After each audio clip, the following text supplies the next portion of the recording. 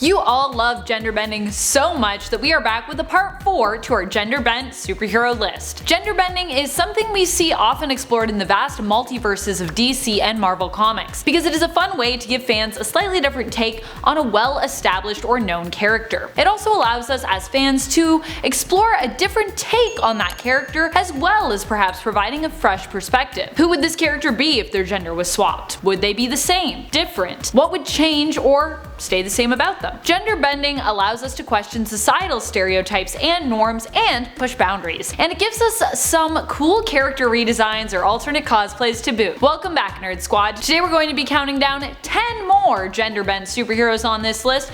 Top 10 gender bended superheroes part 4. That's right, part 4, which means now there are 40 of these that we have listed. And if you missed the last part that we did, part 3, click on over here to check that out. Although I'm pretty sure it is that side. And be sure to stick around to the end of this list where I will have some bonus content coming your way. Alright, now let's get counting.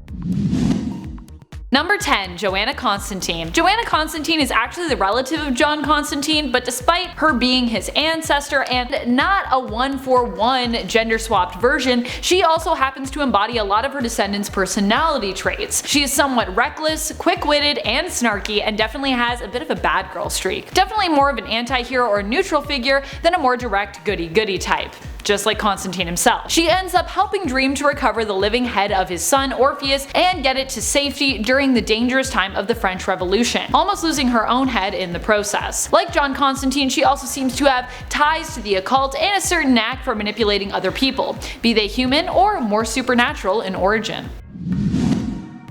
Number 9. Mayday Parker. Spider-Girl, aka May Parker, actually first appeared in a What If one-shot story where she was introduced as Peter Parker and Mary Jane Watson's daughter, who of course has taken after her father, becoming a masked spider-themed vigilante. She discovered she too possessed her father's spider-like abilities and attempted to use them for good, becoming a hero as her father was before her. While she is Peter Parker's daughter from the alternate Earth of 982 and not an exact gender-swapped version of the actual Peter, Spider-Girl or Spider-Woman does look like an exact gender-swapped version of teenage Peter, just in the way she is drawn, down to her brown hair, which she usually keeps short. Also, Mayday's so cute. Number 8. Dare. Or Dare the Terminator, as she is sometimes known. Dare is the female version of both Daredevil from Marvel Comics and Deathstroke from DC Comics combined. She of course appeared in Amalgam Comics, a fun line that allowed the two worlds of both the big two to be combined to create new characters by taking inspiration from both. Dare's real name is Slade Murdoch. She was a blind mercenary who got her name because of all the dares that she took. She was so feared and respected that few chose to challenge her. Dare was later kidnapped by Enigma Fisk and forcibly given surgical horn implants to make her resemble more of a daredevil. Like Matthew Murdoch, she was also blind, but also like Slade Wilson, wore an eye patch, as despite being blind, she had also physically lost an eye, as her DC counterpart Deathstroke also has. Number 7. John Gray. Also known as Sunspot actually, but despite his hero codename, this alternate hero from the New Exiles was actually a gender-bent version of Jean Grey. John had similar powers to Jean and had her bright red hair. He was also joined on the Force X team of Mostly Mutants by a gender-bent version of Cyclops and Iceman, and alternate versions of Beast and Spider-Man.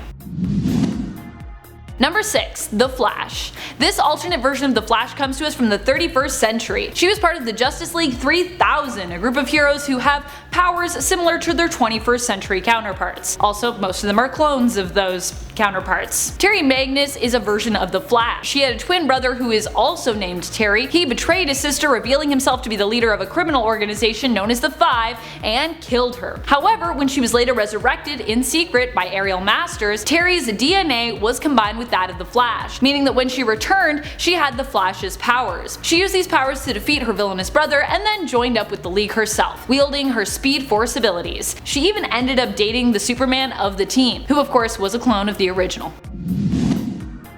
Number 5. Variant. Scarlet Taylor was converted to a cyborg in a very similar way to her male counterpart, Cyborg, aka Victor Stone. She was a military soldier who survived a massive explosion in Baghdad, suffering life-threatening injuries as a result. A man who appeared to be Silas Stone, Victor's father, encouraged his son to help him and his team at Star Labs to use the mother box to save Scarlet's life, by turning her into a cyborg as they had with Victor. Reluctantly, Victor agreed, and Variant was born as Scarlet Taylor was transformed into a female cyborg. She would later appear in a few issues in the 2016 Cyborg series. Number 4. She-Venom. She-Venom was a version of Venom that came to be after the symbiote bonded to Eddie Brock's ex-wife Anne Wying. After the symbiote bonded to Eddie Brock's ex-wife Anne Wying. Anne would not have let the symbiote bond to her, as she initially blamed the creature for turning Eddie into what she saw as a monster. However, when her life was at stake after she was attacked by the Sin Eater who shot her, she eventually agreed to bond with both the symbiote and Eddie so that they could save her life. The partial bond, however, wasn't enough, and the symbiote was forced to fully bond to Anne in order to save, leaving Eddie temporarily. This resulted in Eddie being left alone to defend both Venom and Anne when thugs came upon the group and attacked them. That is until Anne awoke as She-Venom, threatening the thugs herself and eventually violently attacking them when they refused to leave. We have also seen a glimpse at what a version of Anti-Venom could look like via an alternate cover for the first issue from Edge of Venomverse, which is something you may have noticed in our thumbnail. Number 3. Black Panther. Female Black Panther isn't an exact female duplicate of Black Panther. Instead, this gender bend more applies to the role of Black Panther, the heroic role. For quite a while in the comics, Shuri took her brother T'Challa's place and as ruling monarch in Wakanda, becoming Wakanda's queen and hero. Shuri had always aspired to become the first female Black Panther in Wakanda's history, and T'Challa himself helped to train her in case such a day ever came that she would be called upon to take his place. This would happen when T'Challa fell into a coma following a battle. Despite wanting to become Black Panther again after he had recovered and emerged from his coma, T'Challa was called upon to become the King of the Dead instead and rule the underworld, which meant Shuri was left to continue in her reign as queen and in her role as Black Panther for some time. Although Black Panther would of course become king again and become Black Panther again. In fact, at one point both of them were Black Panther. 2 Black Panthers is better than 1. Number 2. Sylvester Kyle. On Earth 11 there is also a male version of everyone's favorite feline, sometimes hero, sometimes villain, sometimes neutral party, Catwoman. This alternate version of Catwoman is a man known as Sylvester Kyle. Kyle was the lover of the female version of Batman on Earth 11, Bryce Wayne. Unfortunately, Sylvester didn't live too long in the comics, dying in the first issue that he appeared in. His death broke Bryce, turning her insane and causing her to become one of the Dark Knights known as the Drowned, taking on the position of Aquaman on the team of alternate and evil Batfolk.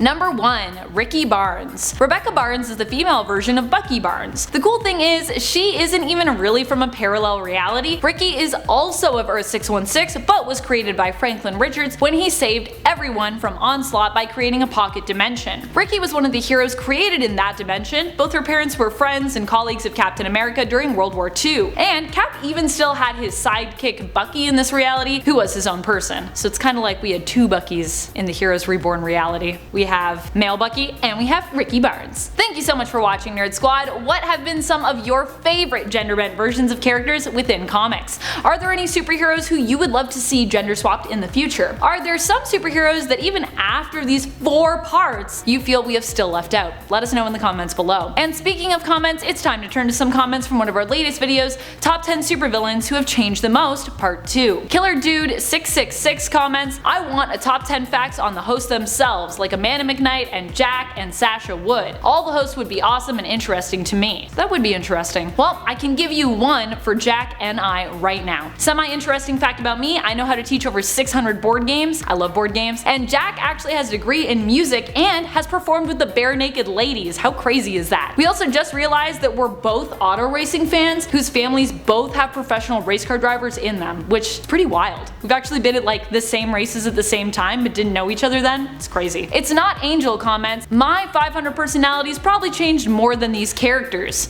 Wow, are you David Holler? Cause that sounds like something Legion would say. And that's all the time we have for comments today. Be sure to comment below for a chance to have your thoughts and your feels shouted out in a future list. This has been Top 10 Nerd, and I'm your host Amanda McKnight, reminding you as always to stay nerdy, YouTube. One of one?